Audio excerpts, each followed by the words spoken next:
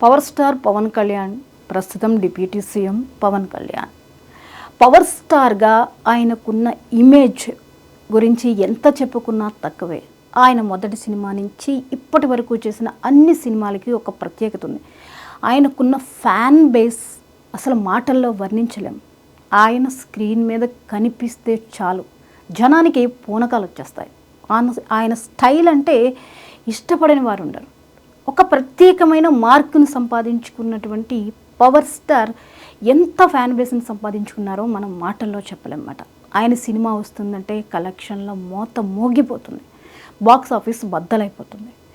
నటుడిగా ఆయనకున్నటువంటి ఇమేజ్ని ఎంత చెప్పినా తక్కువే అవుతుందన్నమాట. పవర్ స్టార్ అన్న మాట వినబడితే చాలు విజిల్సే వినిపిస్తాయి మనకి. అది రాజకీయాల్లోకి వచ్చిన తర్వాత కూడా అది తగ్గల.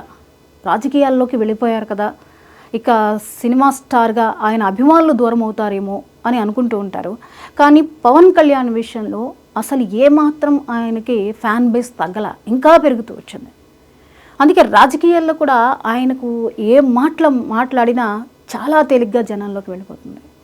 ఆయన ప్రతి మాట అభిమానులకు ఒక వేద వాక్కులా మారిపోయింది. ఆయన మాటే శాసనం అన్నట్టుగా పవన్కి విపరీతమైనటువంటి అభిమానులను తెచ్చిపడేసింది. ఇటు రాజకీయాల్లోనూ సినిమాల్లో అసలు చెప్పలేం. ఇక రాజకీయాల్లో మనం ఈ మధ్యకాలంలో చూస్తూ ఉన్నాం ఆయన ఎలా రోజు రోజుకి ఎదుగుతున్నారు అనేది. ఇక గెలిచిన తర్వాత డిప్యూటీ సీఎం అయిన తర్వాత కూడా ఆయనకి రాజకీయాల్లో ఆయనదైన మార్కును సృష్టించుకుంటూ వస్తున్నారు. ఒక్కొక్కటిగా ఉన్నటువంటి రాజకీయంగా ఉన్నటువంటి అనేక విషయాలని తెలుసుకుంటూ, రాష్ట్రంలో ఉన్నటువంటి సమస్యల మీద ఫోకస్ చేస్తూ, సమస్య ఎక్కడుంటే అక్కడ వాలిపోతూ ఆ సమస్య పరిష్కారానికి వెంటనే నిర్ణయాలు తీసుకోవడం జరుగుతుంది. చాలా వేగంగా నిర్ణయాలు తీసుకుంటున్నారు. ఇచ్చిన మాటకి కట్టుబడి ఉండాలనేటటువంటి తపనతో ఒకవైపు, అలాగే సనాతన ధర్మ పరిరక్షణ అంటూ మరోవైపు, ఇలా పలు కోణాల్లో రాజకీయాల్లో తనదైనటువంటి ఒక ప్రత్యేక మార్కును వేసుకుంటున్నారు. ఇంకా రాజకీయాల్లోకి వెళ్ళాక ఆ బిజీ ఎలా ఉంటుందో మనం మాటల్లో చెప్పక్కర్లేదు. వాళ్ళ టైమే వాళ్ళది కాదు. ఎప్పుడు ఎక్కడ ఏ సమస్య వస్తుందో, దేని మీద వాళ్ళు ఫోకస్ చేయాల్సి వస్తుందో, రాష్ట్ర సమస్యల మీద ఫోకస్ చేయాలి, ఇచ్చిన మాటని నిలబెట్టుకోవాలి, వివిధ షెడ్యూళ్ళు, మీటింగులు, ఇలా నిరంతరం బిజీగా ఉంటూ ఉంటారు. మరి తనకున్నటువంటి శాఖల్ని సమర్థవంతంగా నిర్వర్తించే ప్రయత్నంలో భాగంగా ఆయన మరింత బిజీ అయిపోయారు. మొత్తానికి వాటికి కూకటి వేళ నుంచి కూడా ఎక్కడెక్కడ సమస్యలు ఉన్నాయి, ఈ సమస్యకి పరిష్కారం ఏంటి అని రాజకీయంగా ఆయన పూర్తిగా కాన్సన్ట్రేషన్ చేస్తున్నటువంటి సమయం ఇది. అందుకే ఆయనకి ఎక్కడా సమయం దొరకట్లేదు. మరి ఆయన కోసం ఇప్పటికే సగం పూర్తయినటువంటి సినిమాలు ఉండిపోయాయి. ఆ సినిమాల పరిస్థితి ఏంటి? ఎప్పటికప్పుడు ఈ సినిమా ఎప్పుడు అవుతుందో రిలీజ్ డేట్లు మారుతూ వస్తున్నాయి. ఎందుకంటే ఆయనకున్నటువంటి బిజీ షెడ్యూల్తో చేయలేకపోతున్నటువంటి సిచ్యువేషన్స్ ఎదురవుతున్నాయి. హరిహర వీరమల్లు సినిమా, అలాగే ఉస్తాద్ భగత్ సింగ్, ఓజీ, ఇప్పుడు ఈ 3 సినిమాల కోసం జనం వెయిట్ చేస్తున్నారు. అంటే ఒక రాజకీయ నాయకుడిగా, డిప్యూటీ సీఎంగా ఆయన బాధ్యతలు నిర్వర్తిస్తున్న ఆ సినిమాల కోసం అభిమానులు ఎదురు చూడటం మాత్రం మానలా. అది ఎప్పుడొచ్చినా ఆ సినిమాలు చూడటానికి సిద్ధంగా ఉన్నారు. అయితే ఎప్పుడు వస్తాయి అన్నదానికి ఇంకా కాస్త సమయం పడుతూనే ఉంది. ఎందుకంటే ఇప్పుడున్న పరిస్థితుల రీత్యా, ఆయన రాజకీయాల్లో ఆయనకున్నటువంటి బాధ్యతల రీత్యా అనుకున్న సమయానికి షెడ్యూల్ ఇచ్చేటటువంటి సిచ్యువేషన్ ఆయనకి లేదు. ఇదివరకంటే వాళ్ళు ఇచ్చిన షెడ్యూల్లో చేసేసేవారు కాబట్టి అనుకున్న సమయంలో అనుకున్నట్టుగా సినిమాలు రిలీజ్ అయ్యాయి. లేదా ఒక వారం అటు ఇటు అయినా, ఒక నెల అటు ఇటు అయినా సినిమాలు అయితే రిలీజ్ అయ్యేటటువంటి టైం తొందరగానే ఖరారయ్యేది. కానీ ఇప్పుడు డిప్యూటీ సీఎంగా పవన్ కళ్యాణ్ ఉన్నటువంటి పరిస్థితుల్లో సినిమా షూటింగ్లు చివరి దశలో కూడా సమయం పట్టేస్తుంది. అలా ఇప్పుడు హరిహర వీరమల్లు, ఓజీ ఉన్నాయి, నెక్స్ట్ ఉస్తాద్ భగత్ సింగ్ ఉంది.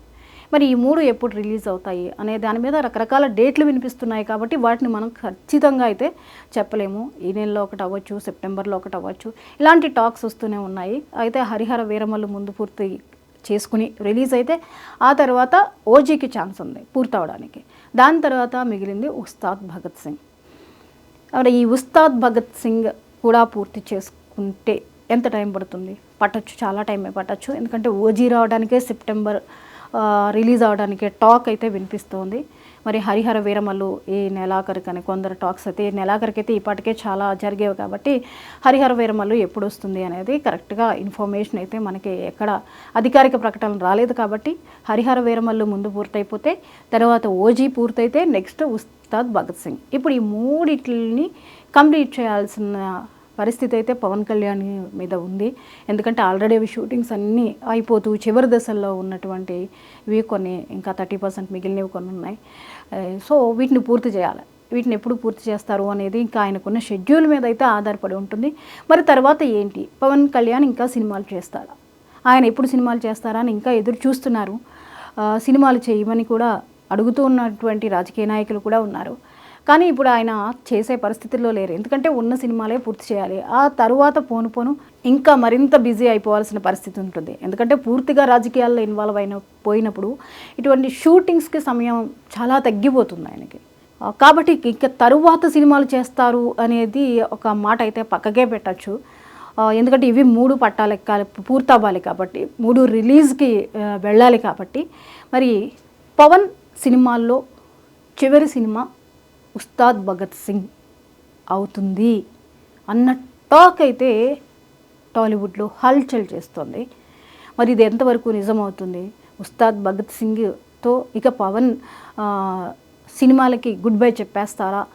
మేబీ చెప్పేయొచ్చేమో, ఎందుకంటే పూర్తిగా కాన్సన్ట్రేషన్ రాజకీయాల్లోనే పెట్టబోతున్నారు అన్న టాక్ అయితే వినిపిస్తూ ఉంది.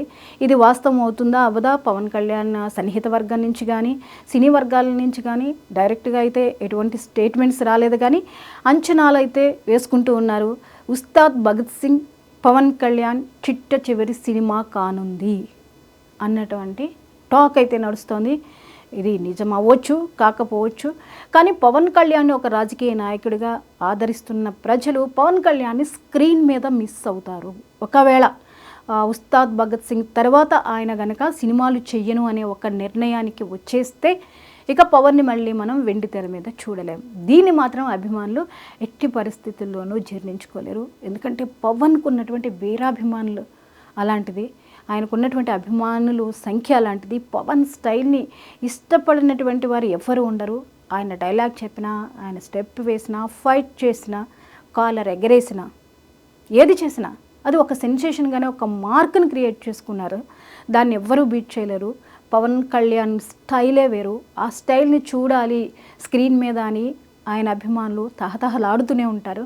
మరి ఉస్తాద్ భగత్ సింగే కనుక చివరి సినిమా అయితే ఖచ్చితంగా సినిమాలో ఇంకా పవన్ కళ్యాణ్ కనిపించరు అంటే అది మాత్రం ప్రేక్షకులకి, ఆయన అభిమానులకి తీవ్ర నిరాశనే మిగులుస్తుంది. చూద్దాం మరి భవిష్యత్తులో ఈ 3 సినిమాల తర్వాత పవన్ కళ్యాణ్ డెసిషన్ ఎటువైపు ఉంటుంది, సాధ్యమవుతుందా సినిమాల్లో చేయడం కాదా?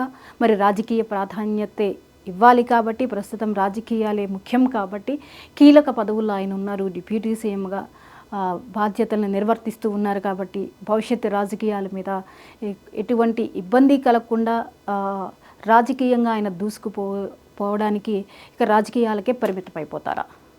మరి దేనికి ఛాన్స్ ఉంది అనేది చూద్దాం.